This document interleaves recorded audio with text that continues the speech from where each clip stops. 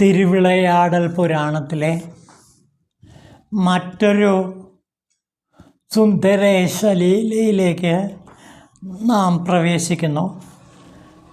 വർത്തമാനകാലവുമായി ഈ സംഭവത്തിന് ഏറെക്കുറെ ബന്ധം കാണുന്നുണ്ട്. അതുകൊണ്ട് വർത്തമാനകാലത്തിൽ നമുക്ക് ഇതേപോലെ വിഷമതകൾ അനുഭവിക്കുന്നവർക്ക് ഈ സംഭവം അനുസ്മരിക്കുമ്പോൾ തീർച്ചയായിട്ടും അനുകൂല പരിതസ്ഥിതികൾ സംജാതമാകുമെന്നാണ് ഈ തിരുവിളയാടൽ പുരാണത്തിൽ പറയുന്നത്. നമുക്ക് ആ സംഭവത്തിലേക്ക് കിടക്കാം. അഗസ്ത്യൻ തൻ്റെ കൂടെയുള്ള മുനിശ്രേഷ്ഠന്മാരോട് പറയുകയാണ്, ഒരു വൈശ്യബാലനു വേണ്ടിയിട്ട് സാക്ഷാൽ സുന്ദരേശൻ സാക്ഷി പറഞ്ഞ് സ്വത്തുക്കളെല്ലാം തിരിച്ചു കൊടുത്ത സംഭവമാണ് ഞാനിനി നിങ്ങളോട് പറയുന്നത് എന്നാണ് അഗസ്ത്യ മഹാമുനി പറഞ്ഞു തുടങ്ങിയത്. ആ സംഭവം ഇങ്ങനെയാണ്. പണ്ട് മധുരാപുരിയിൽ വളരെ ധനവാനായ ഒരു വൈശ്യശ്രേഷ്ഠനുണ്ടായിരുന്നു. പക്ഷേ അദ്ദേഹത്തിന് കുട്ടികളുണ്ടായില്ല. അതുകൊണ്ട് സഹോദരിയുടെ പുത്രനെ സ്വന്തം മകനായി സ്വീകരിച്ചുകൊണ്ട് ഈ വൈശ്യശ്രേഷ്ഠൻ തൻ്റെ പുത്രദുഃഖത്തെ കുറേയൊക്കെ പരിഹരിച്ചു. കുറേ നാൾ കഴിഞ്ഞപ്പോൾ വൈശ്യശ്രേഷ്ഠൻ്റെ ഭാര്യ മരിച്ചുപോയി.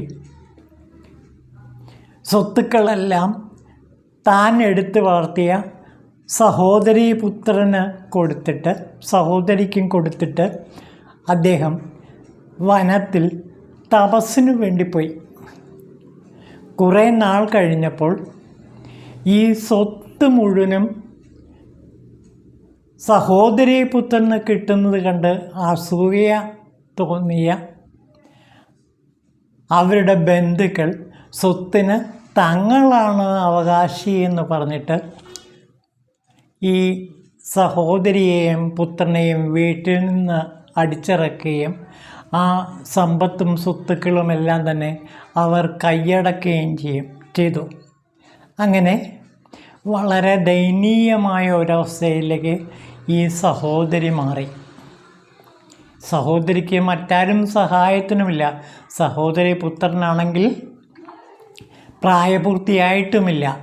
അങ്ങനെ സഹോദരി എന്തു ചെയ്തു എന്ന് വെച്ചാൽ അവളുടെ ഇഷ്ടദൈവമായ മധുരാപുരിയിലെ സുന്ദരേശ ഭഗവാന്റെ അടുത്തേക്ക് ചെന്ന് അവർ നിരന്തരം തൻ്റെ വേദനകളും ദുഃഖങ്ങളും സുന്ദരേശ ദേവനോട് ഉണർത്തിച്ചു. അങ്ങനെ ഒരു ദിവസം രാത്രി സ്വപ്നത്തിൽ ഒരു ദർശനമുണ്ടാകുകയാണ്. ആ ദർശനം ഇതായിരുന്നു: നീ ന്യായാധിപൻ്റെ അടുത്ത് ചെന്നിട്ട് പരാതിപ്പെടുക.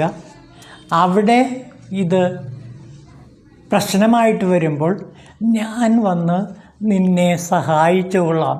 അതുകൊണ്ട് നീ ന്യായാധിപൻ്റെ അടുത്ത് ചെന്ന് പരാതിപ്പെടാൻ ആവശ്യപ്പെടുന്നു. അങ്ങനെ ആ സ്വപ്ന ദർശനമനുസരിച്ച് സഹോദരി ന്യായാധിപൻ്റെ മുമ്പിൽ ചെന്ന് ന്യായാധിപൻ്റെ അടുത്ത് പരാതി ബോധിപ്പിച്ചു. അദ്ദേഹം സ്വത്തുക്കൾ മുഴുവൻ കയ്യേറിയ സഹോദരൻ മറ്റ് ബന്ധുക്കളെ വിളിച്ചു വരുത്തി വിവരം അന്വേഷിക്കുകയും അത് ഒരു ന്യായാധിപൻ്റെ വിധി തീർപ്പിന് വേണ്ടി വിചാരണ ചെയ്യുകയും ചെയ്തു. ആ സമയം എവിടെ നിന്നോ പഴയ വൈശ്യശ്രേഷ്ഠൻ എത്തിച്ചേരുകയും വൈശ്യശ്രേഷ്ഠൻ അവിടെ വന്നിട്ട് ന്യായാധിപൻ്റെ മുമ്പിൽ ഇങ്ങനെ പറയുകയും ചെയ്തു. ആ ഭാഗം നമുക്ക് നോക്കാം. വൈശ്യൻ ഇന്ന കുലത്തിൽ ഇന്നയാളുടെ പുത്രനാണെന്നും തൻ്റെ പൂർവികരുടെ പേരുകൾ, അവർ പിറന്ന കാലം, അടയാളം, നിറം, മരിച്ച കാലം, തൻ്റെ വാസസ്ഥാനത്തുള്ള ബന്ധുക്കളുടെ പേർ, അവർ തമ്മിലുള്ള ബന്ധം, കൃഷിസ്ഥലങ്ങളുടെ പേര്, അതിരുകൾ, ഗോക്കളുടെ നിറം, പേര്, ഇണക്കം, കൊടുക്കൽ വാങ്ങലുകളുടെ കണക്കുകൾ, ഗ്രഹ ആദികളിലുള്ള വസ്തുവകകളെക്കുറിച്ചുള്ള വിവരങ്ങൾ, ഇങ്ങനെയുള്ള എല്ലാ വൃത്താന്തങ്ങളും ന്യായാധിപനെ വിസ്തരിച്ച് പറഞ്ഞു കേൾപ്പിച്ചു. മറ്റേതെങ്കിലും വിധത്തിൽ ഇത് മറ്റാർക്കും തന്നെ തെളിയിക്കാൻ സാധിക്കാത്തതാണെന്നും പറഞ്ഞു. ഈ വൃദ്ധവൈശ്യൻ്റെ വാക്ക് കേട്ട് ബന്ധുക്കൾ രാജദണ്ഡത്തെ ഭയന്ന് ഓടിപ്പോയി. വൃദ്ധവൈശ്യൻ്റെ വ്യവഹാര സാമർഥ്യം കണ്ട് ജനങ്ങൾ വല്ലാതെ വിസ്മയപ്പെട്ടുപോയി. അപ്പോൾ മായ കൊണ്ട് വൈശ്യരൂപം ധരിച്ച ആ സുന്ദരേശൻ പറഞ്ഞു, അല്ലയോ ന്യായാധിപ, അവിടുന്ന് എൻ്റെ ബന്ധുക്കൾ പലായനം ചെയ്യുന്നത് കണ്ടില്ലേ? പുത്രനില്ലാത്തതുകൊണ്ട് ഞാൻ സഹോദരീ പുത്രന് ദത്ത് കൊടുത്ത വസ്തുക്കളാണിതെല്ലാം. അതുകൊണ്ടാണ് അവർ ഇവിടെ നിന്ന് ഇത്ര പെട്ടെന്ന് ഓടിപ്പോയത്. ദുരാഗ്രഹം കൊണ്ടാണ് അവർ ഈ ദുർവ്യവഹാരം ചെയ്തിരിക്കുന്നത്.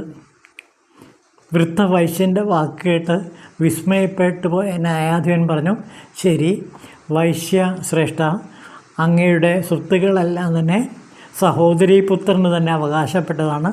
അതുകൊണ്ട് നമ്മൾ ആ സ്വത്തുക്കളെല്ലാം ഈ വൈശ്യപുത്രന് തന്നെ, നിങ്ങളുടെ സഹോദരീ പുത്രന് തന്നെ കൊടുക്കുന്നു എന്ന് പറഞ്ഞ് വിധി പ്രസ്താവിക്കുകയും ചെയ്തു. അതിനുശേഷം പുറത്തിറങ്ങുമ്പോൾ ഈ വൈശ്യനെ കാണാനില്ലാതെ ആയി. അപ്പോൾ സഹോദരിക്ക് വളരെ അത്ഭുതം തോന്നി. അവർ വിചാരിച്ചു ആ തൻ്റെ സഹോദരനായ വൈശ്യൻ സാക്ഷാൽ സുന്ദരേശനായിരുന്നു എന്നും ആ സുന്ദരേശൻ ഇപ്പോൾ പഴയ വൈശ്യൻ്റെ രൂപം ധരിച്ച് വന്ന് ന്യായാധിപൻ്റെ മുമ്പിൽ വന്ന് വിവരങ്ങൾ പറഞ്ഞതാണെന്നും ഈ സഹോദരിക്ക് മനസ്സിലായി. അങ്ങനെ സഹോദരി തൻ്റെ പുത്രനെയും കൊണ്ട് സുന്ദരേശ ക്ഷേത്രത്തിൽ പോവുകയും ആ സുന്ദരേശ ലിംഗത്തെ വണങ്ങി പ്രാർത്ഥിക്കുകയും ചെയ്തതോടെ ഈ കഥ അവസാനിക്കുന്നു. അപ്പോൾ ഇത് വർത്തമാനകാലത്തിൽ നടക്കുന്നൊരു കഥയുമായിട്ട് ഒരുപാട് സാമ്യമുണ്ട്. പലപ്പോഴും നിസ്സഹായരായ ധാർമ്മികരായ ആൾക്കാരെ കുടിലബുദ്ധികളായ പലരും വഞ്ചിച്ചുകൊണ്ടേയിരിക്കുന്നു. അത് കലികാലത്തിൻ്റെ ഒരു പ്രത്യേകത കൂടിയാണ്. ഈ കലികാലത്തിൽ അങ്ങനെയുള്ള ആ ധർമ്മിഷ്ഠരായ മനുഷ്യരെ സഹായിക്കാൻ ഈശ്വരൻ, സുന്ദരേശൻ എപ്പോഴും കൂടെയുണ്ടാകും എന്നുകൂടി ഈ കഥ വെളിപ്പെടുത്തുന്നു. അതായത് ആരോരുമില്ലാതെ ധർമ്മത്തിൽ അടിയുറച്ച് ജീവിതം നയിക്കുന്ന ജനങ്ങളെ അവരുടെ സ്വത്തുക്കൾ തട്ടിയെടുക്കാൻ വേണ്ടി, അവരെ ദ്രോഹിക്കാൻ വേണ്ടി കുടിലബുദ്ധികൾ എപ്പോഴും ശ്രമിക്കും. അതിലവർ വിജയിക്കുകയും ചെയ്യും. അങ്ങനെയുള്ള അവസ്ഥയിൽ ഈ ധർമ്മിഷ്ഠരായ സാധുക്കളെ രക്ഷിക്കാൻ എപ്പോഴും ശിവൻ കൂടെ തന്നെ ഉണ്ടാകുമെന്ന് ഈ കഥ വിവരിക്കുന്നു. അപ്പോൾ ശിവഭഗവാന്റെ അനുഗ്രഹമുണ്ടെങ്കിൽ ധർമ്മിഷ്ഠരായ ആർക്കും ഒരപകടവും ഒരിക്കലും ഒരു നഷ്ടവും സംഭവിക്കില്ല എന്ന് ഈ കഥ വിവരിക്കുകയാണ് ചെയ്യുന്നത്. ഓം ശിവായ നമഃ.